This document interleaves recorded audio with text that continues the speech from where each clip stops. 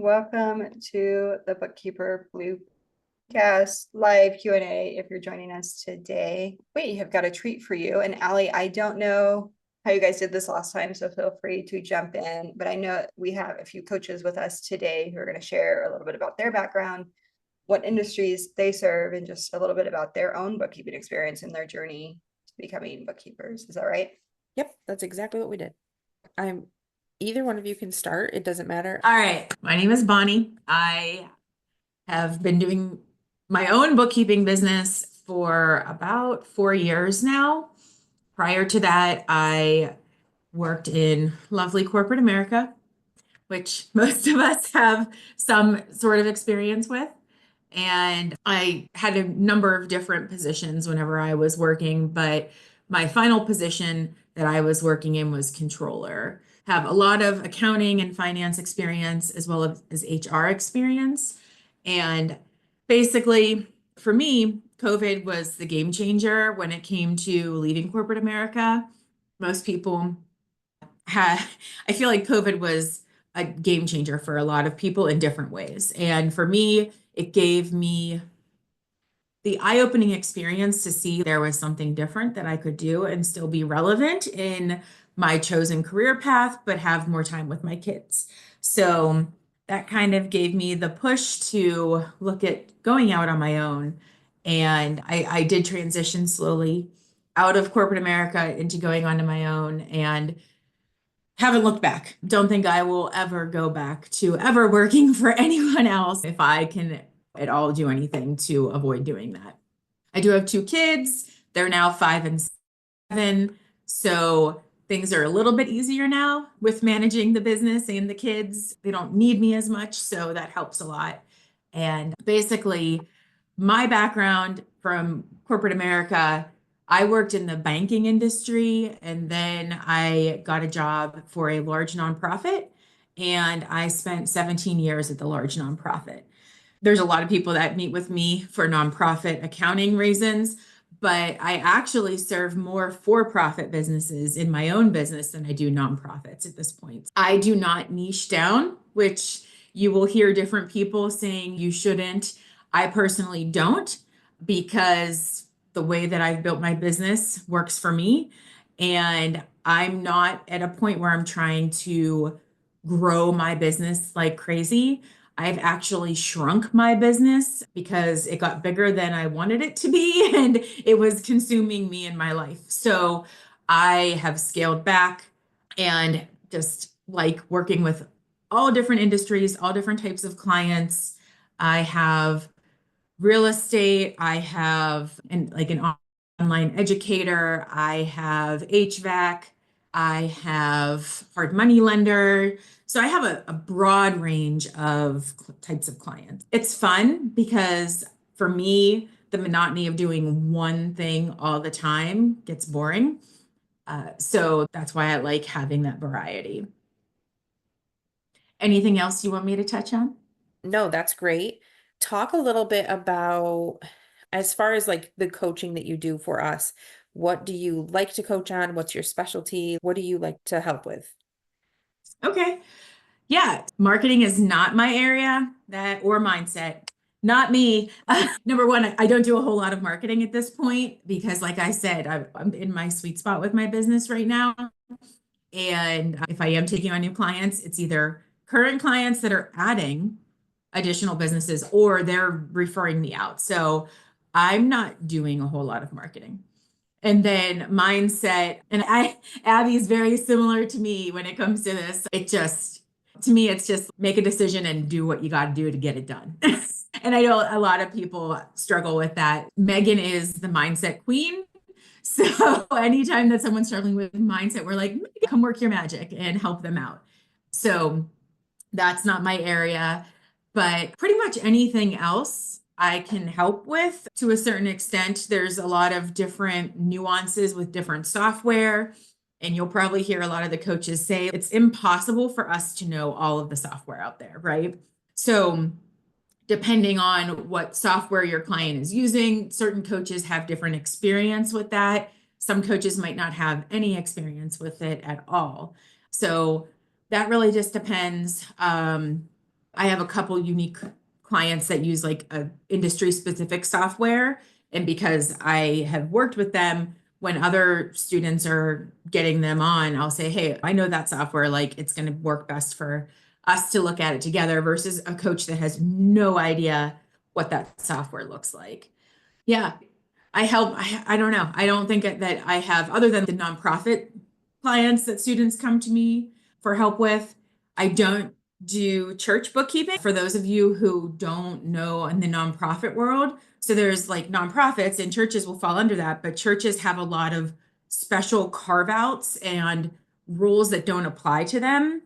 Church bookkeeping is not one that I have ever tried to dive into learning all of the differences. I just know that it's different enough that it's not how the rest of the nonprofit sector would be handled from the reporting requirements and the way that you would handle the accounting. Yeah, there's not really anything in particular, like thinking back on the students that I've helped lately, it's all over the place. Some of them are coming with help for like their processes and this is how they are doing certain things and looking for ideas on ways to change how they do things. We all have different approaches and that's the one glorious part about this business for all of us is that we can create our business in a way that works for us. And a lot of times people tell me, like in general, I'm really good at setting boundaries with clients and expectations and protecting my space. Whereas there might be other coaches that are a lot more lenient and don't necessarily have clearly defined expectations. And so once you learn and meet all of us, you'll see those of us like how we do things and personalities will align and you'll get to know all of us. And the thing about this group is there's such a good wide variety of us and we complement each other all in different ways. And the experience that all of us bring is so vast. Some of the coaches had no background at all whenever they started this. And then other coaches like myself and Sherry, we not only had professional background, but we also have education in accounting. So it's just such a wide, vast variety of coaches and what we bring to the table. And if there's something that I'm not 100% the best fit for a student to work with, I will tell them, like, I'm not the best one for this, but you should definitely be reaching out to this coach or that coach, that kind of thing. And if I'm not sure who would be the best, then us coaches talk to each other and we try to figure out who's the best to help with that particular situation. So you're not limited to just one coach, which when you have a coach or a mentor that you are working one-on-one with, if they don't know, you don't have many other options unless you find someone new. So that's what's great about us because there are so many of us to help you. Yeah, I agree. And it's super helpful because everybody's grown their business differently. So it's super helpful to be like, if you don't like what I have to say, go ask somebody else and see what they did and pick their brain. And that happens with almost every topic, right? Like they have different processes, they have different ways of handling this. So it's really cool. It is Yeah, really cool. Does absolutely. anybody have any questions for Bonnie? We'd love to answer any questions. She's here. Let me see here.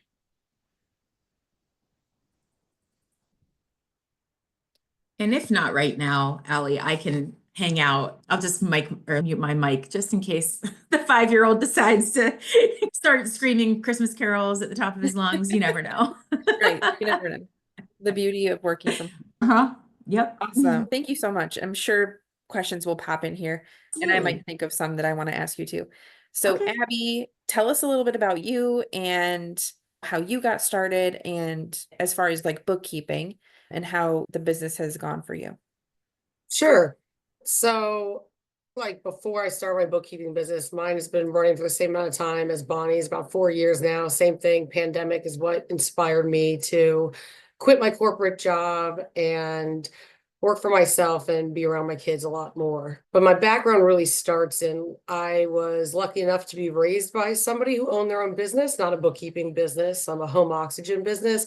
So I've been in the backside of business since my first memories are honestly being 11 and sending out invoices to my father's clients, helping his office managers clean up the office, putting inventory on the shelf for our warehouse manager, cleaning wheelchairs, doing all the things, which at the time I just thought was fun. It was time to goof around, but like really that taught me ins and outs of all parts of business, and I got to live it, which was great.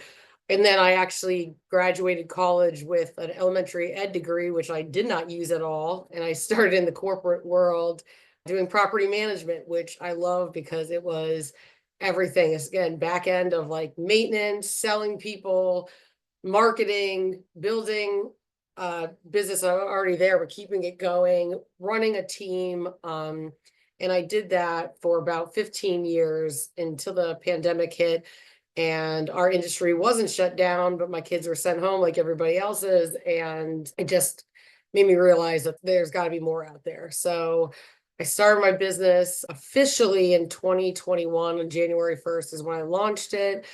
And just like Bonnie, I did not settle on a niche. I just took business as it came. One thing I learned from the corporate world and even sales of apartments is you got to come up with a plan, and you're going to make a lot of mistakes, and you got to throw all the marketing out there to see what fits and what doesn't. And that's exactly how I started my business. I did a lot of in-person marketing. I did social media, which I found super awkward, but it works. And basically, I took clients as they came because of my background in corporate America. I literally could write SOPs in my sleep, which is something a lot of students ask me for, is like processes. So that kind of helped me set clients up in the beginning and set those expectations and boundaries. Even when I had one client, I always talked like I had 30 and they had no idea. So it's funny now, years later, I have clients being like, oh, and how many have it? I'm like, yeah, you were actually my first client ever. They're like, what? I'm like, I have no idea. I'm like, yeah, I know. That's 4 years later, so you can know the details now.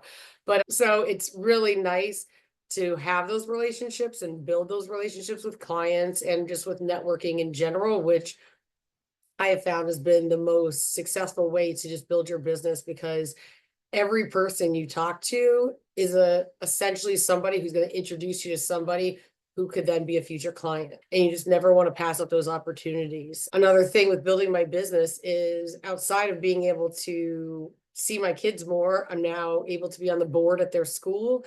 And my husband and I run the local little league. And I just do a lot of various, my friend ran for the school board, like for the whole district, and she won, and I was her treasurer. There's just been so many opportunities that this business has given me that is not the reason I opened the business. So that has been so great. And those opportunities have led to, like Bonnie said, like she got to the point where she actually wanted to scale back.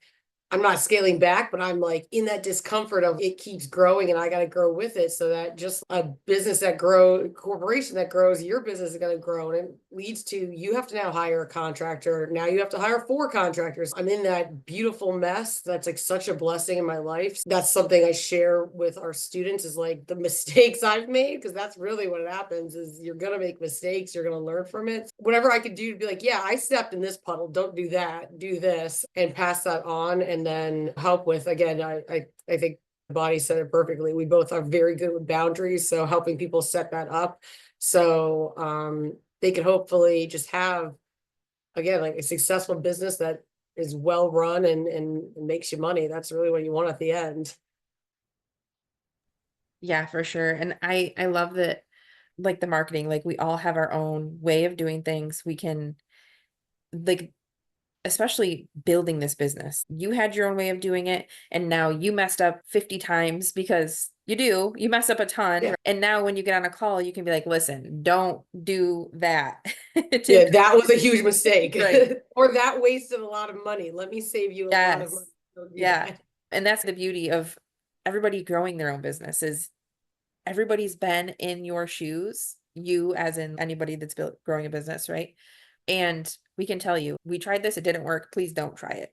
Or Yeah. that was a waste of money and that didn't work out, but try this instead and see how this works for you. That is the beauty of everybody coming together and all having their own businesses and being able to have that hive mind of this didn't work, this did work. Awesome. Yeah.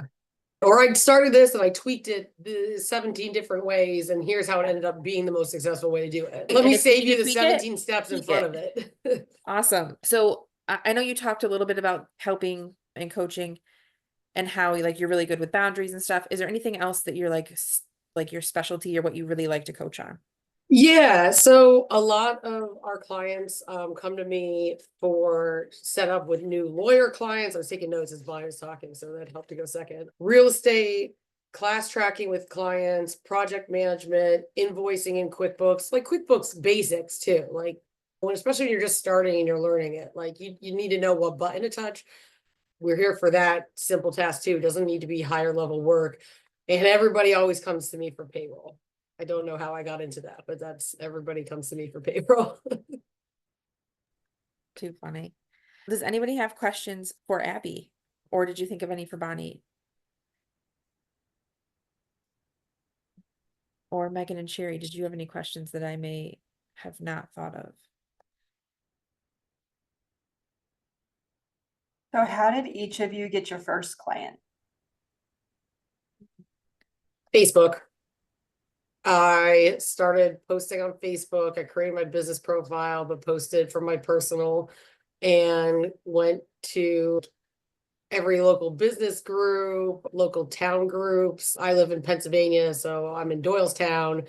So there's Doylestown, there's Plumstead, there's Buckingham that's all around us. I joined every single one and just put out helpful tips about bookkeeping or time of the year stuff, get ready for taxes. And honest to God, within a week, my first client came from that. So a week from the time that you decided to start posting on Facebook, were you adding friends?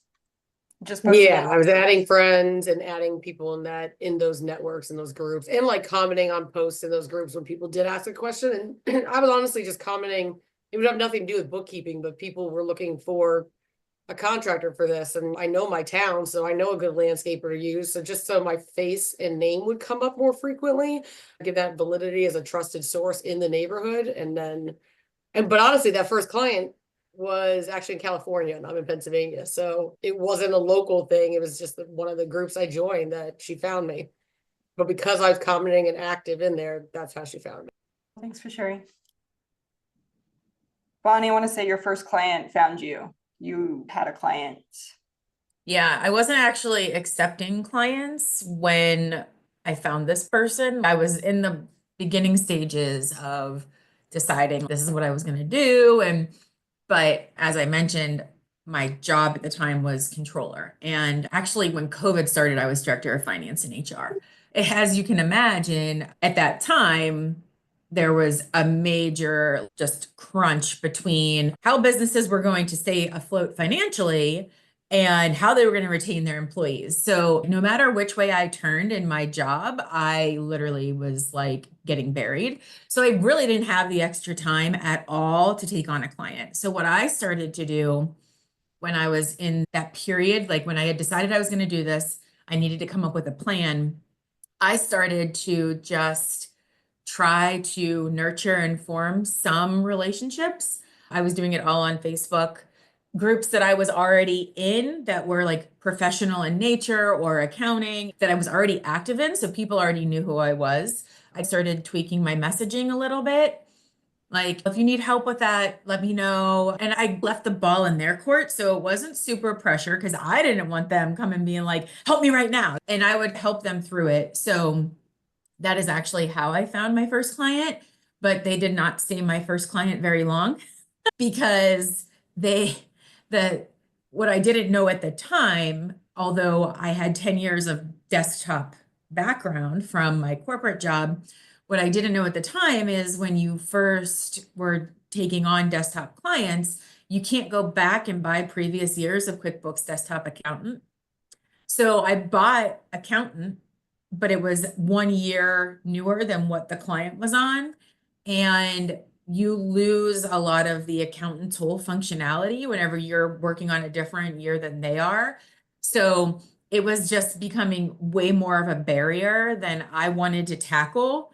And so I just parted ways with that particular new client. But yeah, so that's how I found my very first one. But I have never ever done in-person networking like Abbey and like a lot of the other ones. I solely built my firm on Facebook. And my first year full time in my business, I replaced my six-figure salary from my old corporate job. But I did do 1 year part-time while I transitioned. I was part-time still working in corporate America and part-time building my business. And then the first full year of being all in, I replaced that salary. Yeah. So it works. Both can work. It's just a matter of what you're comfortable with. I didn't do the in-person because my kids were young. Abby's kids are a little bit older than mine. So she had that flexibility with them being in school. Like my little one, he's still in preschool. So he'll go to kindergarten next year. So I will have a lot more flexibility next year with him being in school because our kindergarten is 5 full days. I will have no kids at home for 5 full days as long as they have school those days. But so I'll be able to do more of those things because everything right now, even still, is either 7 o'clock in the morning, which I have to get them to school, or they meet at lunch in the middle of the day, which are days they, for whatever reason, are the days that he doesn't have school. So I can't do those days. And so I'm just fine with where I am right now. But in the future, I do want to try the in-person and see where that goes. Because kind of at the point with social media where I'm like, ugh, it's exhausting. It can be. But once you put the hard work in and start building it, like I said, depending on how fast and how much you want to grow it, like you can go into where you will not have to do as much if you don't want to. Yeah, I could, if I would have put as much effort in, I could have been doubling my business every year. It's just not where I am with what I want to do. Absolutely. The whole freight train analogy where it's a lot of work to get it moving, but once it's moving, it's easier to maintain. And that's really the work, is deciding, yes, I'm doing this. And then how do I want to show up consistently to do it? And obviously like testing, because we all have different personalities, things are going to work differently. So like when I started on Upwork, I just fell into that. It was, I tested something and it worked for me. So I doubled down on what worked quickly. So as soon as something works, like doubling down on that and then moving forward, and then just making sure it works with your why. So your why was being home. Abby's why was so that, because Abby, you've said on a previous call, oh, how did you phrase it? Forgive me if this doesn't come out exactly like you phrased it. So correct me if it's not the intent, but you're like, I don't even like bookkeeping, but this flexibility was what this allows me to do is what I wanted. Therefore, I will do this because it gives me all of this. Yeah, I think you probably said it better than I did. I said, I don't wake up and go, yeah, bookkeeping. I say, oh, this makes me money. Like, and then I could do it and I could do it every day to a point that I'm like, yeah, okay. Because at the end of the day, it's feeding my kids and not worrying about the grocery bill. That's the, yeah, go to the grocery bill and be like, it's $400 again this week is not a good feeling. Not sweating that $400 bill when I go to the grocery store. I get excited about that. Do I get excited about categorizing 1,000 transactions?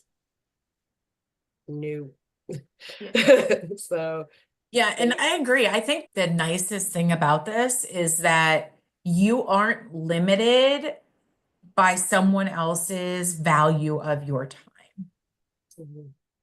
And I remember having conversations whenever I still was working out in the job and like flat out saying to my boss at the time, this is not a fair compensation for what I am doing, what your expectations are, and also like the time that I'm missing being around my kids or being able to be there for my kids.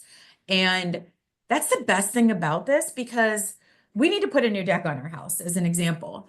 And my husband's, I think you're going to be blown away whenever you see the quotes. And I go, yeah, but maybe I could just do a little bit more marketing and get a couple cleanup jobs and bam, like how much of that deck is going to be knocked out? But that's because we have that ability, right? Like we can control what we make, not relying on someone else to see our value, if that makes sense. And it's really Mhm. just empowering. Could I go out and get $20,000 worth of cleanup in 2025? Absolutely. If I want to, do I want to? Yeah. But Do you want a new deck? we're getting it regardless, but it's just, I don't know, it's just a whole different like viewpoint towards money when you realize like you're not limited to that salary range of $60,000 to $65,000 that your employer puts on your time, knowledge, expertise, education. Like you can go out and say, yeah, I'm worth that, but I also know that I'm worth $120,000 a year if I want to be, and I can make that. It's just, yeah, I don't look at like those big things anymore as the doom of the next 10 years. Like, how are we going to pay that off? Because I can go out and get a couple more cleanup jobs if I want to. But then I can also be like, no, I don't want to, and we'll figure it out some other way. But it's just a nice option of having it. Like, you can't ever go to your employer and say, I need to build a new deck. I think you owe me a $40,000 a year increase. No, like they're never going to go for that. It just changes the way that you look at your financial problems. I don't know how else to explain it. No, I think that's really good because the credit card debt that feels like I will never be able to add $50 a month. Like I can't figure out a way. I cannot reduce any more expenses, but I need an extra $50 a month. Changes when you're like, oh, I can have a $300 a month client. I already have the team member, therefore I actually don't increase my workload very much. Or maybe I'm just spending 3 hours where it would have taken me all month to figure out how to find $50. Then you're like selling clothes and stuff, and the time that's exchanged. I was recently trying to get rid of some clutter and listed a bunch of stuff on Facebook Marketplace, and then I started doing the math on the time, and I was like, this is not worth the time, even if it's like a $50 item. Like it just felt like so frustrating because I was then giving up time with my kids to sell some stuff on Facebook Marketplace, and it was like I got a weekend, or I made like $800 in one month. So I did it for a month or 6 weeks or whatever. And that was nice. It was a nice little bonus, but like for the time that I spent on it and the frustration, and then like still not really achieving the goal I set out to achieve, was like, it gave me a different perspective on like, is this what I need to be doing to solve this problem? Is this the way I need to go about doing it? So it does give you options, and it just gives you a different possibility. I know when I started mine, all I wanted was to make $1,200 a month so that I could cover a bill, not even to pay off said thing, but it was just to cover a bill. Like that's all I wanted. I just wanted to maintain and live life is good. But with any sort of marketing, consistent marketing, the potential to go above 30,000 a year and hit that 6-figure mark, like we see bookkeepers do that, like you guys have, in a year and a half, if they're really focused. We often see it for the determined bookkeeper who's distracted by shiny object syndrome. We'll have to do a study one day if there's like any relation to like ADHD and shiny object syndrome to these bookkeepers who are like 1 year versus 30 years. But in 3 years, like with consistent effort, most people hit that goal if they want that goal. We see a lot of people hit it under 18 months, but if at any point you get distracted and you're like, I don't know if I want this anymore, and you take 6 months off, you're going to slow down and you're going to have to get that freight train going again, and then you'll hit it. Some people have that extra mindset hurdle to overcome in the process, or life circumstances. We have a bookkeeper in our community who grew her bookkeeping business from the hospital rooms while she was undergoing chemo treatment. And we shared her story. Her story's on the website too, Allie, right? She has a video. She gave us a video of her journey, and that was really sweet to watch. The last question that I have for both of you is, because y'all are both pretty confident. Bonnie, you had an accounting background. Abby, you're determined, and you grew up in business. So like starting the business doesn't sound like it was overwhelming for you guys to choose. But as you got started, and if it was, let me know. But as you got started, what was it that you had to overcome outside of any bookkeeping education that really would have made or break your business? Like you had to overcome this to keep going.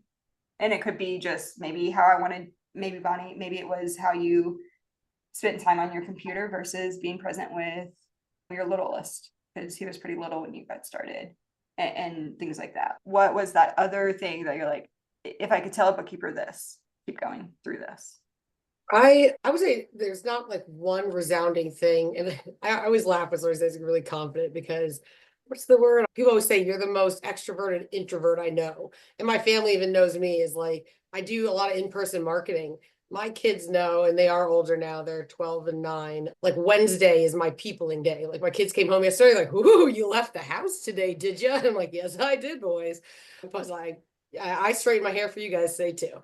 So I'm just a little bit more dressed up, but it takes so much like mental strength to talk to people and get in that mindset, because even when you're having simple conversations, you're selling, and you're selling yourself and you're selling your business. And there's so many hurdles along the way that if you don't have that strong why of what at the end of the day you're doing this for, it's so easy to be distracted, overwhelmed, and to feel knocked down. Actually, you're gonna be knocked down multiple times. And for me, I don't like making mistakes. You're gonna make mistakes. So I really like to say find that why, and then stick to it, because you just have to have that when you're going through, because it's going to be, you're making a mistake, you're out on social media, you make a stupid mistake in one of your posts that's like wrong about, oh my God, how did I do that? Or whatever. And it's those little things that make you then question your ability to do this. Like, I thought I'm supposed to be a business owner that's supposed to have the answers for these other business owners. How could I spell a word wrong? How could I, oh my God, I'm talking to somebody about their books and they said this and I quoted the wrong number on this. We all make mistakes, but those are little digs to your confidence that if you can't look at it as a learning opportunity, you will struggle with it. And it's hard, I think. I'd even talk about this with my children. Everybody makes mistakes, and it's hard to look at mistakes as, oh, like, how do I learn from it? Because it's easy to like just take it out on yourself and then tell yourself all the things that aren't true, that you're not good enough, you're not smart enough for this, you can't do it. No, because there's a million other people out there who can do it, who've made that same mistake and are making millions of dollars. Like, you can do it. So it's just, don't internalize those and don't let those be the stopgate where like, I made this mistake and I can't move past it. Nope. And sometimes it is losing a client. All right, well, I'll get another one behind them, but don't let that be where you stop. There's that thing, success doesn't look like this, it looks like a lot of this. So that's what I think people need to take away. Don't let the little bumps stop the trajectory of your business. Yeah, and I think when you start your business, you're going to want to lean into what's comfortable, but you need to get uncomfortable. And you have to go after the things that make you uncomfortable, because that's where you're going to grow. And for me, that was marketing. And marketing to this day is still one of the things that like I just don't enjoy, but it's a necessary part of owning the business, right? And maybe eventually I'll hire someone to handle it and then I won't have to deal with it. But if you stay where you're comfortable, you're going to have a really hard time growing it. So whatever you're comfortable doing, you have to go the opposite direction and get yourself into those other situations, because you're never going to grow otherwise. And it's funny at this point, when I'm like posting on social media, I'll look at my memories in Facebook to see what I posted on that day the past few years. And when I'm scrolling and I look at what I was posting in 2022 or 2021, I'm like, wow, why would I have posted that? You know what I mean? And I'll use that to like inspire me to post today, but I'll switch it up a little bit. But some of the things that like looking back, I'm like, man, I can't believe I posted that. And like how far I've grown with what I was posting back then. And also realizing that like things change, right? You can't just continue to do the same thing all the time, because you have to continuously tweak your message and tailor your message and go after the people that you're trying to go after. If you want large multi-million-dollar clients, then you're going to have this marketing path. If you want to help brand new business owners, you're going to have this marketing path. If you want to help hot mess people that are years behind, that need massive cleanup, you're going to go this direction. So you have to know what direction you want to go, but then you also have to make yourself get in and get dirty and get very uncomfortable, because yeah, you can't stay where you can't stay where you're comfortable if you want to grow. So I just want to make sure I'm not muted. Just making sure that like you're growing 1% every day. Every time you post, and maybe I'm muted. No, you're not. Small actions You know, over time lead to big results. You don't have to do it all at the same time, but every day trying to do something. Yeah, absolutely. yeah, I saw something from 2022, I think, this week, and it's very different than what I post today. And as you start to refine, okay, I might not want to be niching, but I do want to be talking to this type of business owner, because I don't want to serve maybe the business owner that's 10 years behind in their business or whatever it is, right? I'm being exaggeratory, but it does happen. You start to learn that, and it's really encouraging, I think, to everyone listening, regardless if you're just starting or maybe you're 5 years in, that it is a journey. You learn, you grow, and you don't always know everything. You do pick up stuff. You learn stuff every day. There's always new softwares to learn, new ways to connect things. I learned something the other day and I was like, oh, that makes my job for a particular client so much easier now that I can do this with this software. And I'm pretty hesitant to connect softwares, but sometimes it'll do that and it won't mess up stuff. Let's do that. But that comes with, as you build confidence in knowing what the softwares are doing. And that's just a journey of learning, testing stuff. And I'm an experimenter at heart. So thank you both for jumping on and sharing your stories, sharing your journeys. I think there's so much from both of you that everyone could take away from today, and just listening to the replay, the podcast on YouTube. Feel free to follow us wherever you're listening to us. If you're listening to us on Facebook, make sure you're seeing those notifications come through. If you're following us on the podcast, make sure you're subscribed there. If you're following us on YouTube, make sure you're subscribed and have the notifications turned on so that you're getting these videos as soon as they're posted, just because we love to interact with you guys and continue the conversations. And we do see so many conversations throughout the week, and we love them. We love having see you guys hit your milestones, your goals, get started. We celebrate every client for you guys. And this week we had a student who shared with us her progress since October, and it was phenomenal. We're really excited to see y'all's growth and all of those things. See you guys next week. Thank y'all.